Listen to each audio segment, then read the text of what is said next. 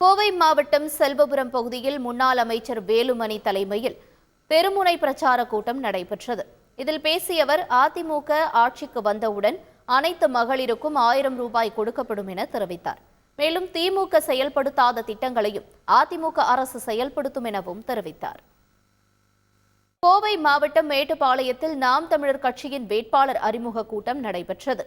இதில் நீலகிரி நாடாளுமன்ற தொகுதிக்கான வேட்பாளராக ஜெயக்குமார் என்பவர் அறிமுகம் செய்து வைக்கப்பட்டார்.